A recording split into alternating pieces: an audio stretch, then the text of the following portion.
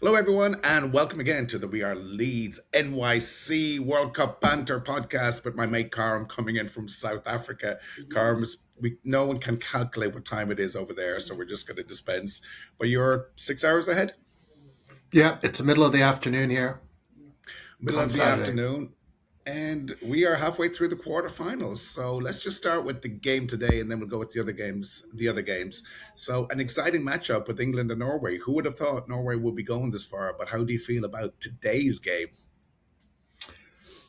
Well, it's quite an interesting. It's quite an even matchup. I think Norway are clearly an outsider. England, there's always this kind of promise about England being one of the top elite teams that always seems to fall short. But there's no doubt about the fact that England would be the favorites in this. I think the thing that's overshone the run up to the game has been the whole all the stories around Erling Haaland. I mean, he's clearly, although Norway are the underdogs, he is somehow the ultimate protagonist of this story. Born in England, plays in the Premiership, will be playing against is one of his good friends and old teammates in Bellingham, playing against his current teammates at Man City. So that it seems like the whole kind of Haaland versus Kane is a matchup which is quite easy to frame and can bring a lot of people into the game in terms of what could happen. Let's Norway's talk about. ups, yeah, Go ahead. no, I was just going to say Norway beating Brazil was the biggest upset of the quarterfinal. Everybody was predicting Brazil to go through, and Norway beat them. I think without necessarily being pushed to go through the gears. England got to the quarterfinals in a much more dramatic way. With a real tussle against the home team at the Azteca. So I think both. The interesting thing I found was about Holland's humility, which nobody called out as being fake, where he was like, well, this is exciting for us. We didn't expect to necessarily be here. I don't know how an elite footballer like him can really say that. And I don't know if that's really just a public posture for Norway. I would think that they would go into the game thinking that they've got a good chance. There does seem to be, I can't remember the word, but there does seem to be something in the culture, even though Holland was born in Leeds, should we point out? He seems to have a soft spot for Leeds. But there seems to be, he was going to kill me now for not remember the word, but a humility that's ingrained in there. And it's like not a kind of an Irish thing. It's like, shut up, you're shit, get back in your box. But it seems to be an overall societal kind of for the good well-being of society that you remain humility, you don't rise above your station, you can excel but you still keep the community together. And it seems to be a lot of that isn't false. It seems to be a lot of that is actually genuine and is cultural. It was Holland's famous quip to Arteta at the end of the one City Arsenal game when he said, "Stay humble," and it was one of the questions that was put to him by the British media to say, "Should the English fans stay humble?" And I think Holland dealt with it quite well, and he said everybody should stay humble. I mean, Holland had them eating out of the palm of his hand. I'd never seen the British press so meek when it came to kind of dealing with Holland. They could have easily put the needle in and tried to kind of stoke something with him, but he wasn't having any of it, and they were like, he's really done so much for his public image. I think a lot of people saw him as robotic and un, kind of unhuman in some way, and I think he's slowly kind of humanized himself. And my kids tell me his social media profile is very entertaining. So yeah, he's quite compelling, and I think it's going to be. I think it's easily. I mean, this will come back to bite me. It could have a short shelf life, but I could see this going to overtime and to penalties. I think Oh, there could be, 100%. yeah. I've been impressed with England, but there was against Mexico, which is understandable. There was a desperation because I think Mexico will look a lot more dangerous than Norway. But you look at the singularity of Holland. All he needs is one decent cross. He's kind of like a apex predator, just blending into the background, waiting to strike. But he seems to have this singularity because Norway don't have the supporting cast that the other teams have. This has been the World Cup has also been a celebration of the stars as they pushed Mbappe and Messi up. But Holland has kind of like crept up in there. And if they do win today, just say they win in regular time and Haaland becomes the hero again, quite possible. So it's interesting to see how Tuchel and the English defence are going to deal with them. But he could be kind of, Man City he's definitely, defense. yeah, true, yeah. He's definitely eclipsing like all the other greats that have come before him because he doesn't have that surrounding cast. You could have said Lewandowski could have done the same with Poland, but he didn't. So what he did against Brazil, those two goals were just extraordinary. So I think if don't you have Arsenal fans in your family? Isn't there a I unfortunately small yes, I'm kind of surrounded by them. isn't there a small matter of the Arsenal captain Martin Odegaard? Uh, he's There considered is, but himself to he's be an elite world class player. well, would you consider him and looking at this World Cup? It's like a lot of the press are saying that Holland is the only elite player on that squad. Odegaard is great, but a lot of Arsenal fans are down him. I don't think a lot of Arsenal fans would be disappointed if they sold him this year because some of he's got defensive frailties. He doesn't put in the same kind of shift. Holland is just built for one thing. Now he does put in a shift, but he's just waiting there for them to potentially get a cross in. So, and when he does, he strikes. If it's anywhere in that zone, that ball is his. If I But was an it's Arsenal amazing. fan, if I was an Arsenal fan or a Man City fan, I'd be relishing the match. And I'm sure people are English, want England to win, but I'm sure part of them, if their player does well, they won't mind it.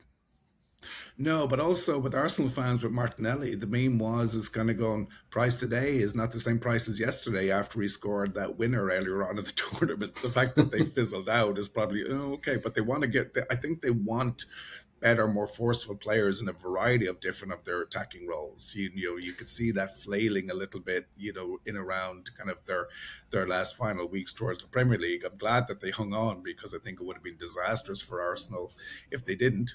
But anyway, we segue. We will be covering the Premier League and we will doing that. But Can I I think ask you it's something, Fergal? you can. How do you feel about England? You know, you support an English team, you follow the English league. There's always this kind of tension with the Irish and the Scots that they not even a tension, like they have to root against England. I mean, do you feel that? Whatever do you mean? No, I don't root against England. A lot of times it's not necessarily a colonial thing. I'm not saying that we've gotten over that or, there's not remnants of those aspects in there. But all our culture is very similar. We take all their culture. They don't take any of ours, but we grew up on all the TV, all the players, all the pop culture, and half our families are English because most of my uncles and aunts are like five or six of them migrated to the UK in the 50s. So all my cousins, I've got like 20 cousins from the UK going all the way over from Wales, all the way over to Birmingham to London and all through. So there is a great But affection. how do you feel about the Well, I'm English going to soccer? finish. I'm going to finish. There is a great affection. We want them to do well because we recognize the players. Those are very familiar to us. But now, if they win today, now it's getting a little bit tight, Karam. And now it's kind of going, I want them to do well, but I don't want them to do that well. Anytime they're in the Exactly, final, I get, oh, okay, this is getting a little bit too close. And I exactly. don't think, that it's more that I think their fans will be extremely annoying and you don't want to hear that shit. Sure, French fans are annoying. I don't speak French that well. They're a little bit distant. All fans are annoying, but it's not really going to affect us as much if the English win. But I do wish them well. But then I will have mixed feelings when they're in the final. But I think if it was England Argentina, I'm a huge Messi fan, but I did not like watching that Argentina Egypt game, and I Mm. think even though they had an amazing comeback, it made the Argentina team very dislikable. I feel like And for the neutrals, Argentina is kind of shaping up to be the villain of the piece. yeah, and I've been in I understand their Astoria. fan base is intense, and their fan base it goes beyond Argentina. If you go to places like Bangladesh and India, Argentina has a massive, massive following.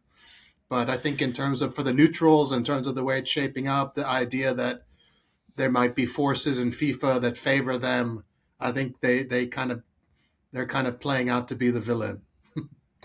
Yeah, and you and I can talk about, oh, is there a conspiracy? Is there corruption? I think it's just a little bit more subtle than that. I think it's this unconscious bias that they gave Argentina the calls. But you go into a story, you go into Little Morocco and Egypt, and I covered both the games there in those communities, and there was only one singular voice that we were robbed, and that was a disgrace. So, and that seems to be the clamor on social media. So anyone nearly I talk to who's not a huge diehard RG or Messi fan is feeling they were robbed. Now, having said that, it was an outstanding comeback, but it's got caveats all over it. And those were not shitty goals. Those were kind of world class goals by world class players.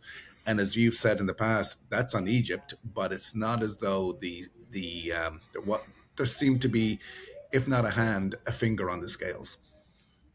It's tough to get a read on the Swiss and on really whether they could, the pre-match hype would be Argentina walks it, and that, the flair of Egypt and the flair of Cape Verde is not the Swiss is kind of, they're coming in more. This is going to be a little cliched, but coming in more as a team that's well organized, that's not going to give away anything cheaply, but that's kind of lacking some messy magic. So it'll be a big shocker if Switzerland gets a result or proves us wrong. I would expect Argentina to get through. Argentina were most surprising for me against Egypt because the way they played against Cape Verde and you play against the team that's in front of you, they look pedestrian at best. So you can get that into your head that the psychology of football, oh, we've got this wrapped up. And you can see the Argies thinking that against the Swiss. What needs to happen is Xhaka needs to keep himself cool and not get sent off. That's what needs to happen. If Xhaka manages to stay on the pitch, I think it could be an upset because they are robust. They don't have too many stars, but they do have some great players that can hurt you. And I think what are the odds for bookies' odds for the Swiss are going to be a lot worse than what they were for Morocco against the French. Yeah, for sure. So there's some kind of enticement there, and but that could be an upset. How would you feel if there was an basically it's the old guard are coming in there. It's the old colonial guard. It's the old football guard. It's the old world order that are beginning to dominate. But what if, to borrow a phrase from the Mexican chants, what if it was Norway and the Swiss went through? Would that be good for football? Would that be good for kind of a certain kind of alignment? What kind of stories would we be talking about then? I mean, Norway is a powerful nation in terms of its wealth, but it's a very small nation in terms of its population. You're looking at these kind of, we talked about these global teams like France and Morocco, whose players are born in different places, who are, raised in different systems. It wouldn't be true for the Norwegians. The Swiss team is slightly more, has more of a diverse background. But I think, those of us that are, in a way, come into the World Cup with a neutral perspective or a perspective of wanting to see new things are going to back these teams, to kind of overturn the apple cart and to change the narrative. I mean, it all may well be rhetorical somehow if it ends up being France and Argentina again. I mean, England won the World Cup in '66. We consider them a global power because of their league, but they haven't been in a World Cup final since '66. England's ceiling has been a semifinal, and Spain certainly can beat France on their day. And in fact, in the last two times Spain played France in a competitive game in the Nations League and in the Euros, they beat them. So while France is without a doubt this kind of established footballing nation, Spain stand beside them, and England to a lesser extent, and then definitely Argentina. So yeah, there is a bit of the old guard, new guard thing, and that narrative can quickly be shut down tonight if England and Argentina go through. Well, let me ask you, Karam, as we close out here, what all of that politics aside, just football and just your gut, what semifinals do you want to see, and what final do you want to see? Well, I didn't have I mean, I supported Morocco, and I did thought France was going to beat them. I supported Belgium a little bit. I mean, I was neutral. I didn't really have a strong feeling about that game. I think that's a good semifinal, France Spain. but I do think that's a semifinal that you could have predicted before the tournament. So there's no real, nothing really, there's been no upset in that bracket.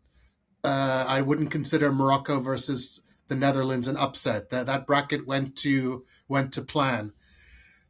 England Argentina seems like an epic semifinal. It seems like the ultimate semifinal. I follow so much of the British press and the British soccer press, and they're just going to lap that up. And the Argentinians will lap it up as well because it's kind of the old enemy. All the Maradona stories will come up. So that'll be super exciting. But no one will begrudge Norway if they get past England. And Norway, Argentina will also throw up other stories. I can't imagine the Swiss doing it. So yeah, that'll be a shocker if it happens. So yeah, I think England, Argentina, but Norway, Argentina wouldn't surprise me either. Wow, I think that would be a turn up, that would be amazing. But it would also give inspiration to all the smaller countries. I always say I don't want Croatia to win, but because they're the same size as us. How do they excel so much? And then people say, what are you talking about? Scotland and Northern Ireland do better than you. Do you So think the all my Swedes? arguments are why Ireland. You Hmm? think the Swedes and do you think the Swedes and the Danes care whether Norway wins? I think they have a certain kind of, like we talk about the Irish English thing, even though they haven't particularly colonized each other, even though Sweden did own Norway. I think there'll be a little bit of, I think a little bit of Schadenfreude, and if they advance, they'll be like, "Hey, oh God." I think there's a bit of that. Look online. There's some very funny stuff from the comedians online. It's like going, "Oh, Norway, now football is your thing. Interesting." So, but it is a shame that the Swedes went out with a whimper, especially that they were trounced by mediocre Dutch side that made the Dutch, look so much better than they were. But anyway, Carl, we could go on forever with all the different permutations. Let's put a pin in this. Let's see how it plays out, and let's chat tomorrow because there could be some huge upsets. In the meantime, enjoy your footy with your boys. Enjoy watching the football. Let's cheer on whoever we cheer for, and let's come back and share our stories tomorrow. The Argentina match is on at 2 a.m. here, so if I've got little bags under my eyes when I see you tomorrow, it'll be because I had a late night. Well, I'm going to try and get into the Dumbo fan zone again. I got a ticket, but if that English game goes late, those lads, and if England win, they're not getting out of that fan zone. So who knows if I get in? I might be scampering for a home for the Argentina game in deep Brooklyn at some stage. So hopefully I'll find an RG bar if I can't get into the fan zone. So anyway, you enjoy. Thanks a million for coming. And Karen, we will chat tomorrow. Thanks, Fergal. Looking forward to it. Take care. Everyone, MOT. Take care.